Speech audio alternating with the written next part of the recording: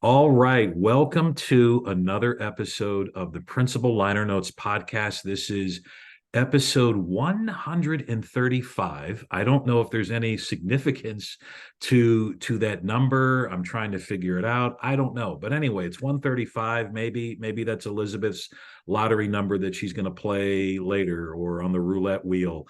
But anyway, I am so grateful to have Elizabeth Dampf with us on the podcast. You may follow her work on ASCD. I am totally fanboying. I fanboyed earlier before we talked on.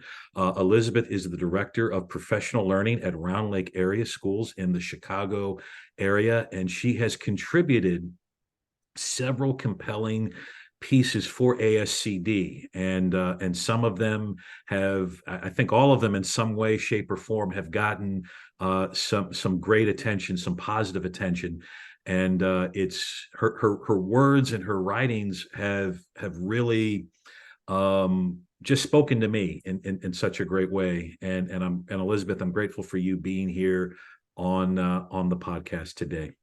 Well, thanks for having me, Sean. I'm happy to be here. One of the things that and I think today's topic, which is based on one of your pieces for ASCD, and I think it's going to lead to several good rabbit holes, is this piece that you wrote earlier this month for ASCD. Can teachers and administrators get along? So, Elizabeth, can they? Yes. So I think the answer is clearly yes, they can. I do think, though, that before that even happens, we have to unpack so much baggage because you come into that issue and that relationship with your administrator or with your teachers already carrying around several suitcases worth of assumptions, trepidation, past experiences. Probably everyone who's been in education for more than a year has had some sort of bad experience with their admin or with teachers. And so all of that stuff follows you as you go through education, and you just need to unpack all of that before you can have a good relationship. And the longer you're in education, the more baggage you're carrying around into every successive job or interaction with staff, interaction with your admin, and it just piles up. So yes, asterisk is the answer. Absolutely. And these kind of assumptions are driven by, as I was reading your piece, and I've read it several hundred times, because it really does stay with me.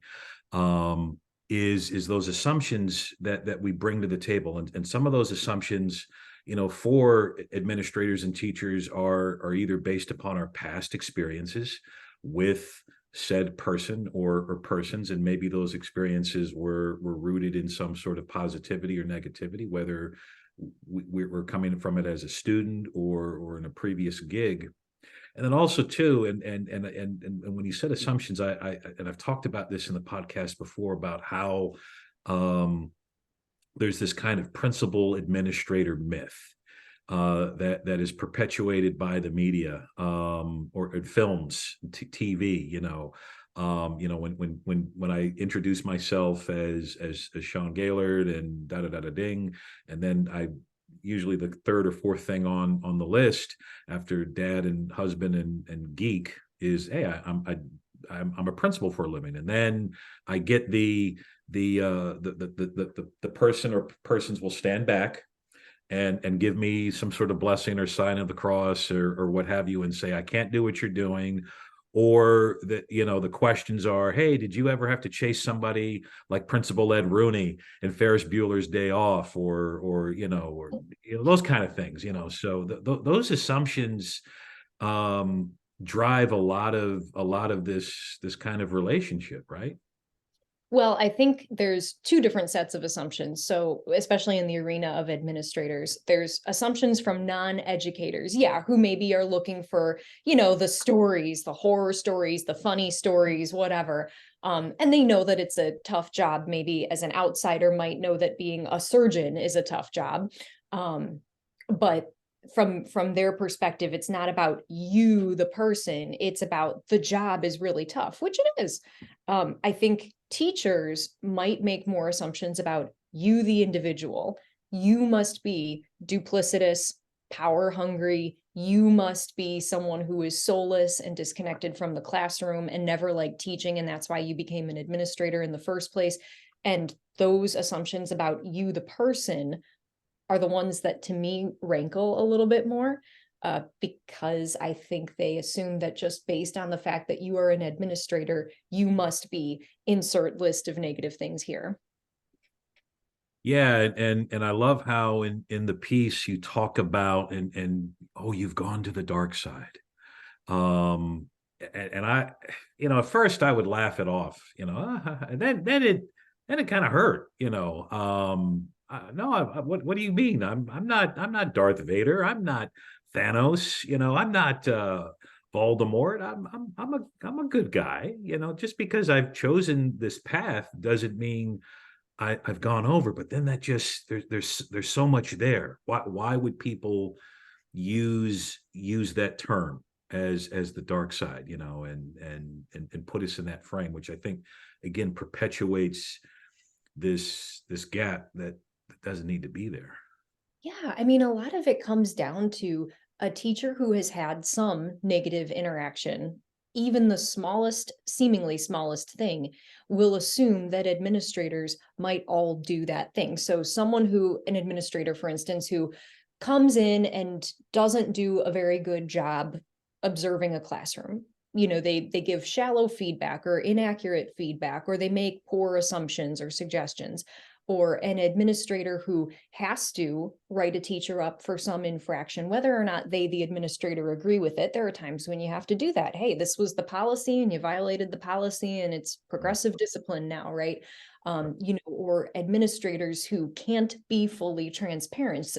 You know how it is. Sometimes you can't give full context to everything you have to relay to teachers. So there are these things that sometimes you just have to do that maybe you wish you didn't.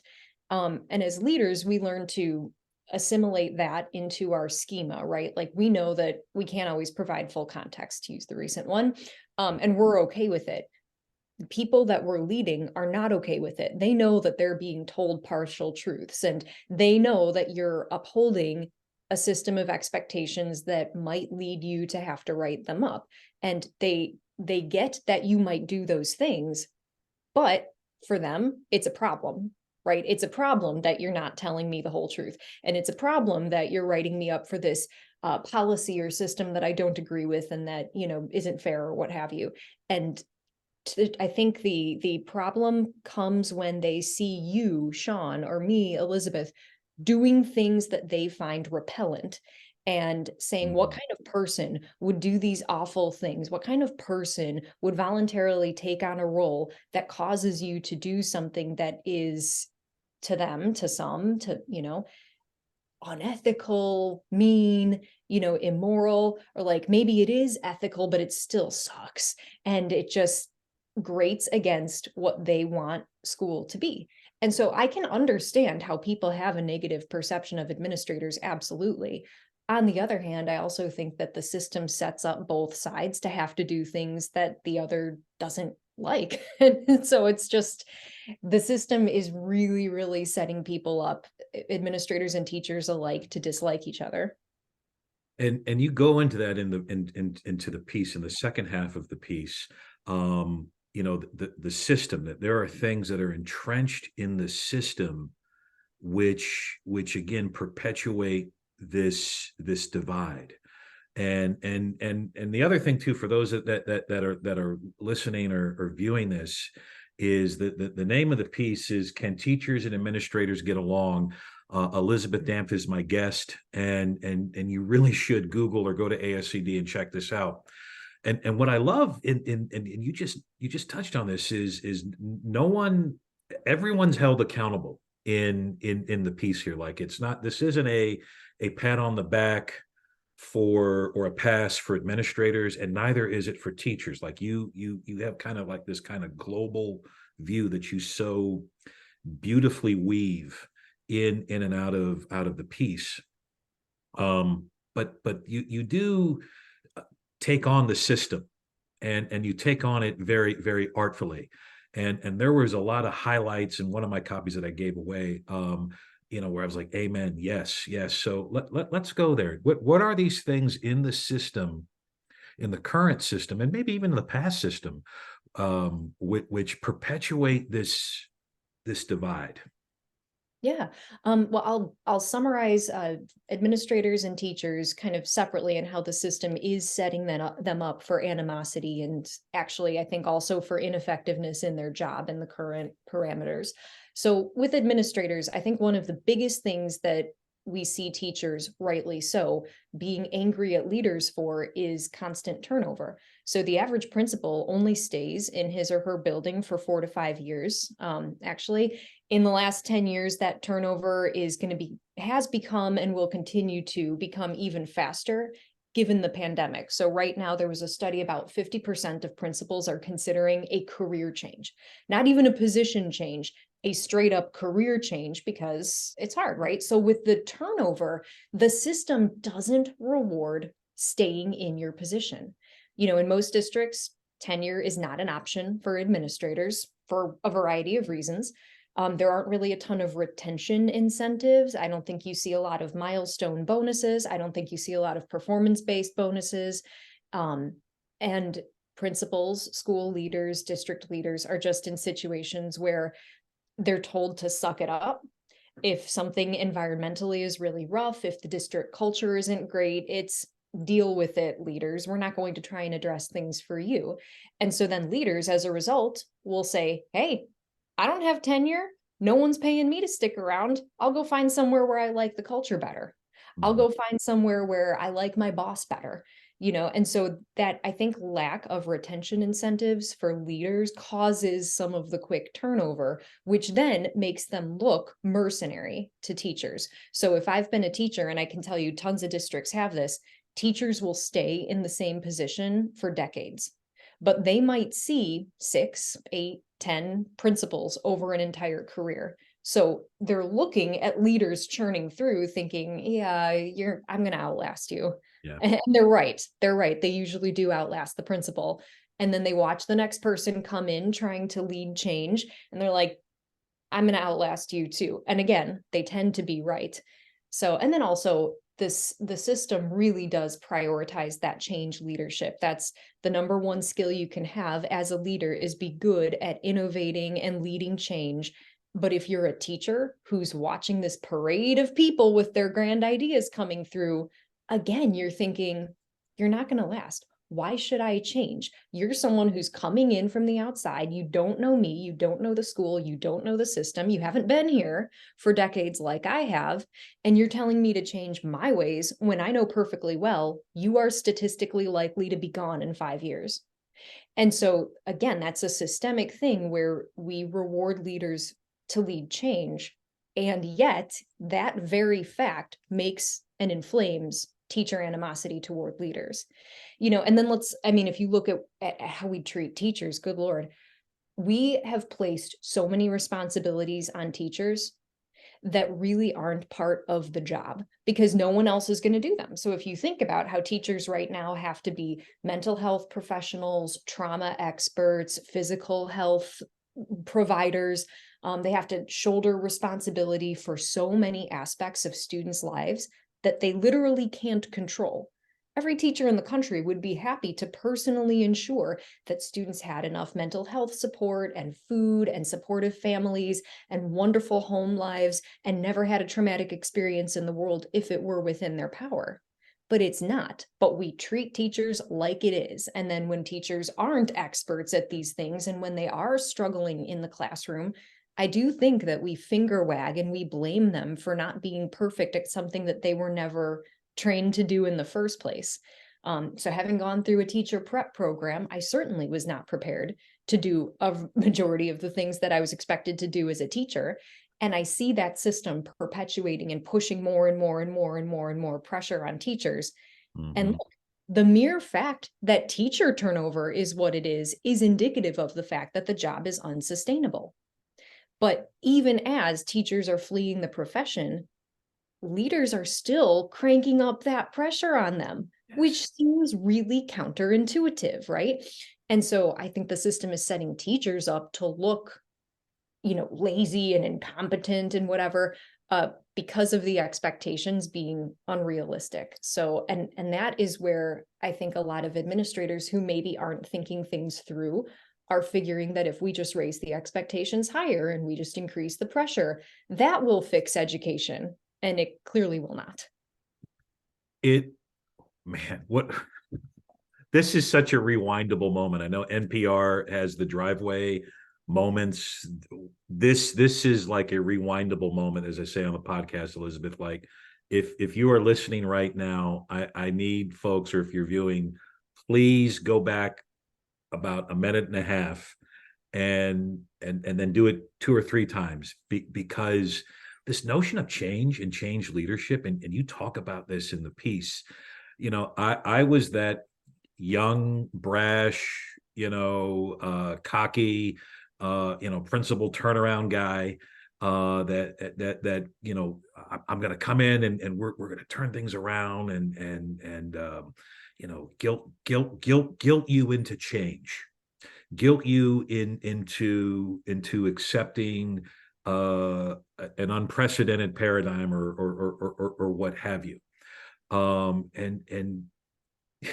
you've just leveled, the system of change beautifully, because it guilts teachers. It creates, and not to say that change is bad.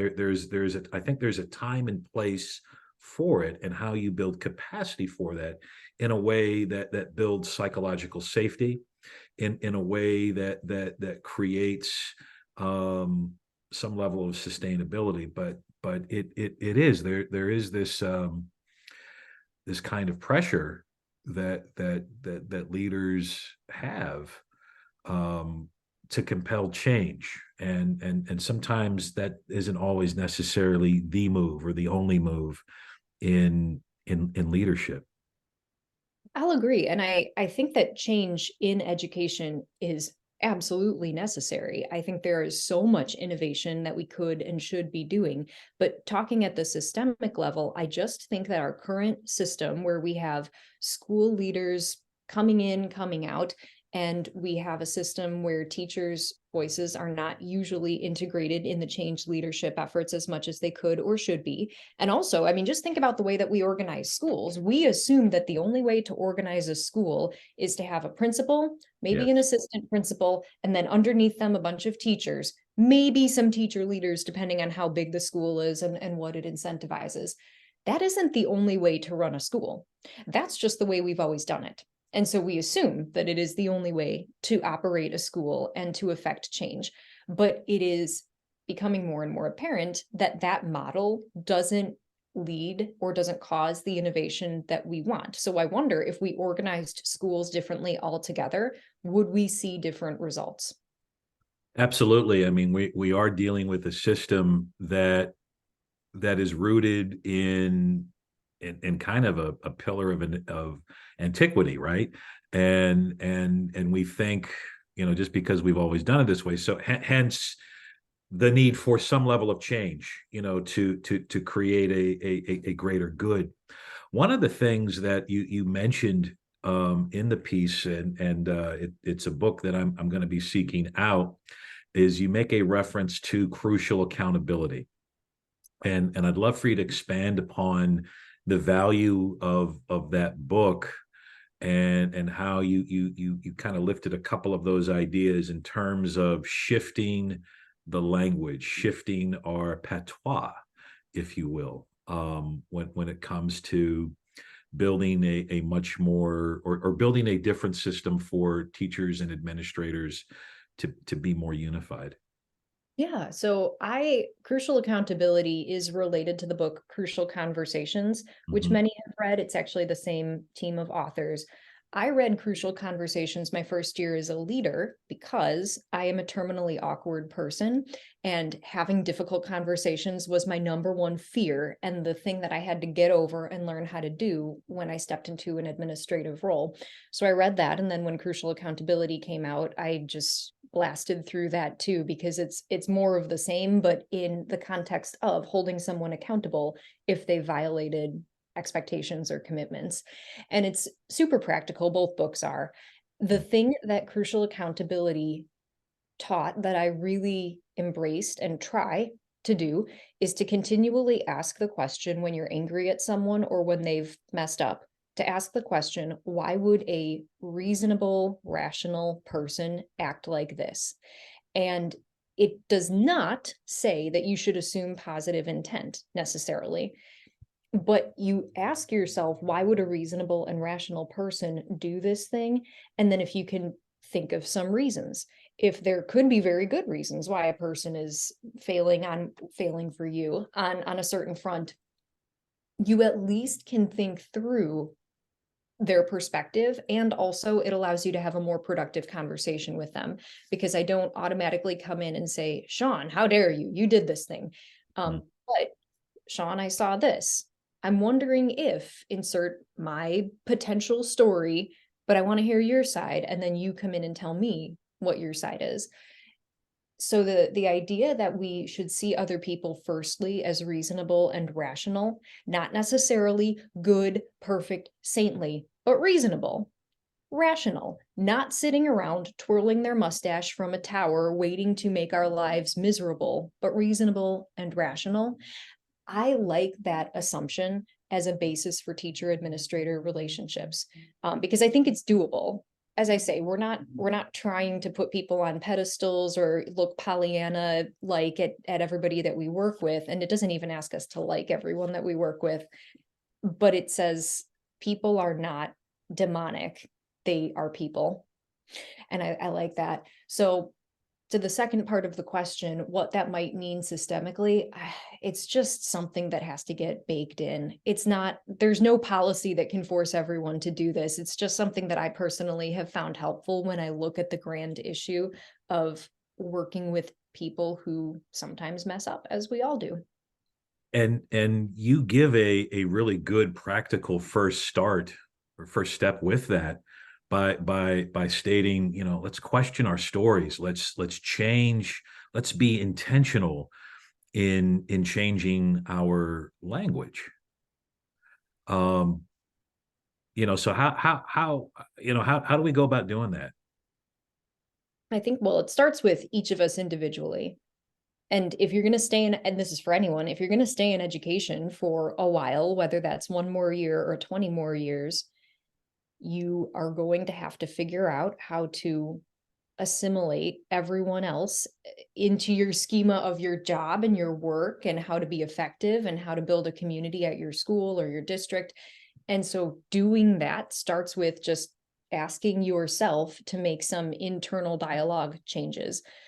The same way that you do if you do any type of meditation or affirmations in the morning or evening, if you have ever done cognitive behavioral therapy, if you've overcome trauma or addiction, a lot of those practices come down to what you say in your head throughout the day.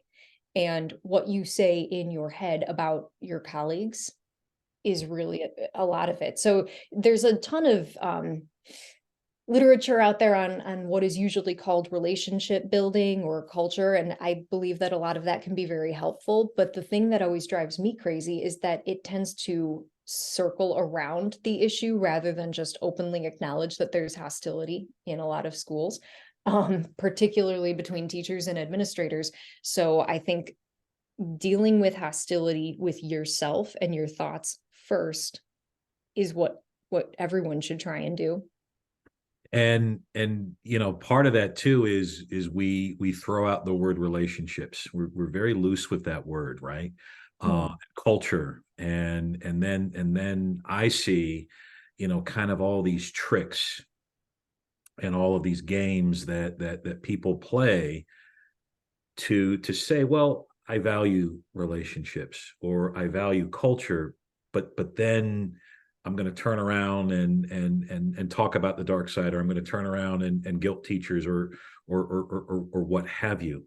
It takes a lot of courage to do that, and to have that kind of self reflection, and then to voice that in some way when you do have a system that is so entrenched in this hostility, whether it is open, whether it is passive.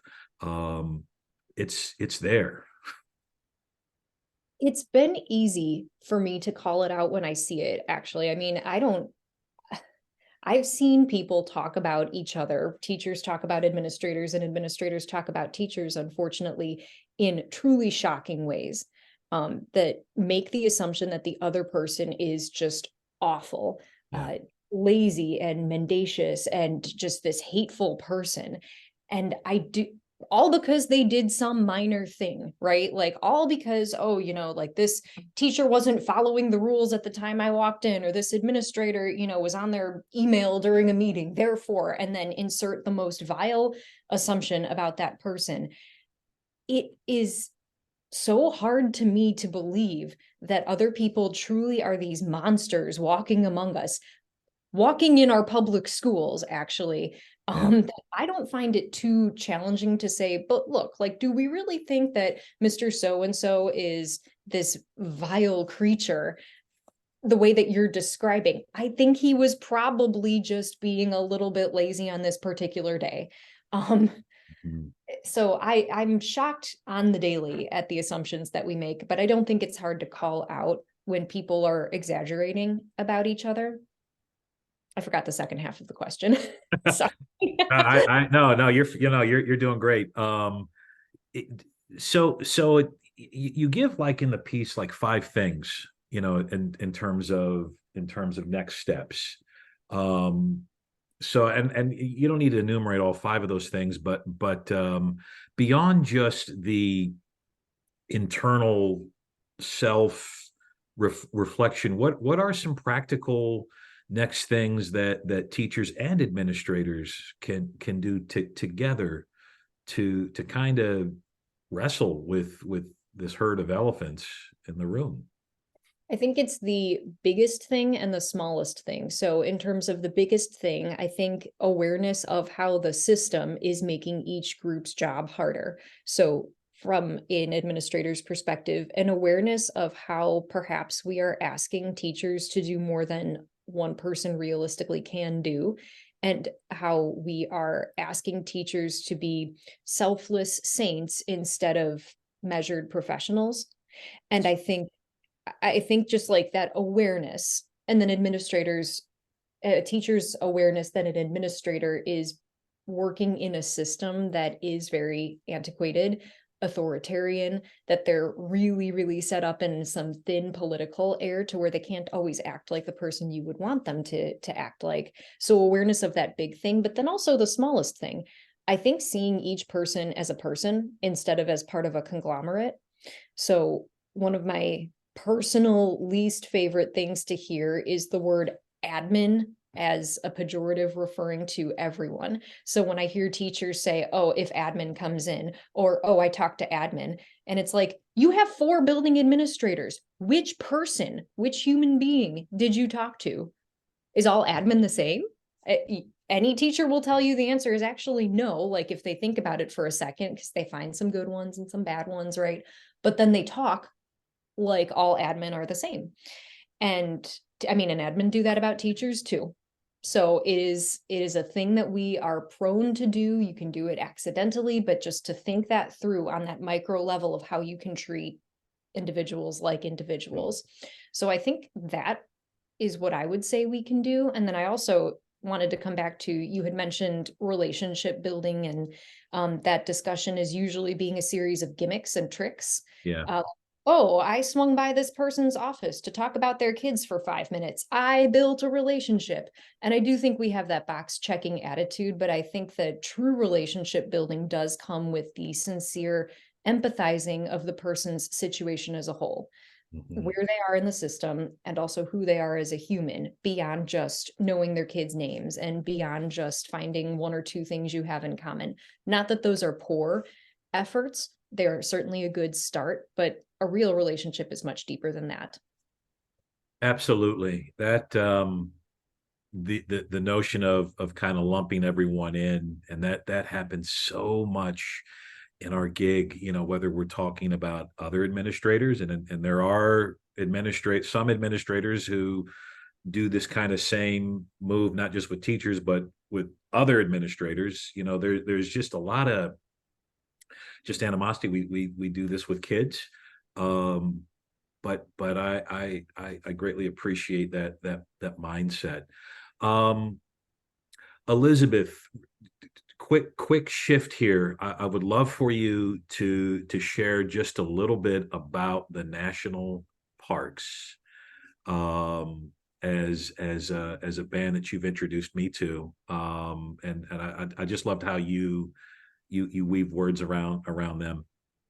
Yeah, so my husband and I are big fans of the national parks, the parks, as well as the band. And we started going to the parks actually during COVID, when our trip to Europe was unfortunately canceled. And so we thought, well, America's a rich country that has quite a few things to offer. So let's go to some national parks. We'll be outside, we'll get to see some nature. And we were completely blown away by our first trip, which was to Grand Teton National Park, which is still our favorite for that matter. It involved, as most national parks do, quite a bit of driving around. And so, driving from Jackson to the Tetons and then taking some road trips, in that general area. And we wanted to have some good playlists. So I was sitting there on Spotify and I was searching for national park related music, something to just give us the right vibe. And we stumbled upon the National Parks, the band, which is a great band. They've been around for a while, but they're exactly what they sound like. They're songs about sometimes specific parks, and also sometimes just the feelings that parks and nature and being connected to nature can inspire in you. And who would I compare them to? They are not dissimilar to the Mountain Goats and some of these other more acoustic based sort of indie rock kind of bands. That's the vibe that I would say they have. um Really, really inspiring music. It's not overly, I think, overly emotional or sentimental, but I do think that it captures the right feelings that you have as you are being awed by nature. Yeah, there's a quirkiness about them that I greatly appreciate, and kind of reminiscent for me of some of the early albums of stuff John Stevens, when he attempted to do something very similar with each of the 50 states. So you have Illinois and not to your home state, but yeah, very very quirky. I know that this particular piece that we're talking about, can teachers and administrators get along, um, came out of reaction from a previous piece that you had written for ASCD. Has this piece compelled you to write? Is there another kind of logical reaction, and you're like, oh well, wait a minute, I now see another phase in this, or I want to extend this more. Has that happened since you published this earlier this month? It has. That's actually a very prescient question. I have gotten a flood of emails to my own email account and on Twitter, basically telling me in very hushed tones in writing, I can't believe you just said it. Like I've been thinking this, like we've all been thinking this. It's to use your term, elephant in the classroom. It's just something everyone is aware of, but no one says, which to me is so silly because we all work constantly. You work 40 hours a week, 60 hours a week, and yet you can't say this thing that everybody knows about and everyone is aware of, but no one wants to say it out loud. So I do think that my next blog, I hope to be about why there are certain things we can't or aren't supposed to say in education, and how completely counterproductive it is that we have to circumlocute around the thing that everyone knows is there. And so, and how that's really, really damaging ultimately to our work if we can't acknowledge some of these things that we are all aware of, and what it says about education in general if words become taboo. It I'm so glad that you mentioned that, because that was, not that I'm your manager or editor, or even the Nick Fury to your Black Widow. But I thought it just seems like there are certain things that we do dance around, and we slide under, or we turn a blind eye to. in education. And when we do have a sense of urgency, when I do believe that our profession is under an attack, a long sustained attack right now, and has been for several years, and it's getting worse. That if we were the Avengers, if education was like the Avengers right now, and Thanos would win. Well, wait a minute. Let's talk. Let's not talk about the Infinity Stones, or let's not talk about these things, because I don't want to step on your toes, or I want to do whatever. He would have won, So I'm glad, and there's no hush tone here. I'm glad that you wrote this, and I'm glad that it's out there, and I want to do what I can to help question our stories, and shift the dialogue into something that's meaningful and psychologically safe for all, to do what we must do for not only kids but each other, our communities, the world. So I'm very grateful for your words. Well, thank you. And I truly think a lot of that reason why we don't talk about the Infinity Stones is fear of how we will be perceived. And I think administrators in particular, but everyone really in education has this, well, if I acknowledge there is any hostility or anything isn't sunshine and rainbows, in education, then people will think I'm a monster and people will perceive me as someone who caused this issue in my school, or they will perceive me as someone who is nothing but a complainer. And that fear of how you'll be perceived is stopping us from having the conversation. But I guess where I am right now, to be honest, is it can't get any worse. I'm a school administrator. And even than that, I'm a district office administrator. So that may as well be some horrible scarlet letter. And so it's not going to get any worse, really. So I'm just going to say it. I'll just say what I have to say about education and assume that some people will not like it. Well, I'm grateful for that, and I'm grateful for that seemingly lone voice in the wilderness that you bring to our profession. There's a lot of candy out there. There's a lot of sugar out there, and there's a lot of blurring of reality. And the fear of perception. I mean, I don't want this conversation to end, because it's just that you nailed it. Why do we fear that? What? I mean, and I'm guilty of that too. I mean, I've been there, like, well, I don't know if I want to say that because of how this is going to come across in that survey, or how this is going to come across in the parking lot. Wow. Oh my God. Social pressure. Yeah. People, it's a very, very emotionally laden profession, right? Like teachers are supposed to be this, administrators are supposed to be that. So social pressure. Yeah. Amen. Well, when's that piece coming out? Any idea? I have messy notes on a tab somewhere. Soon, I hope. Well, I look forward to that. Elizabeth, you have an open invitation to come back on the podcast anytime. I'm very grateful for the gift of your time, and the gift of your wisdom and insight, in all things. Friends that are tuning in, I highly recommend, you check out Elizabeth's piece. Can teachers and administrators get along? ASCD is doing a wonderful job in amplifying Elizabeth's voice. You can also follow Elizabeth on Twitter at Elizabeth Dampf, and that spelling is DAMPF. Elizabeth with a Z, and I'll put all that contact information in the show notes.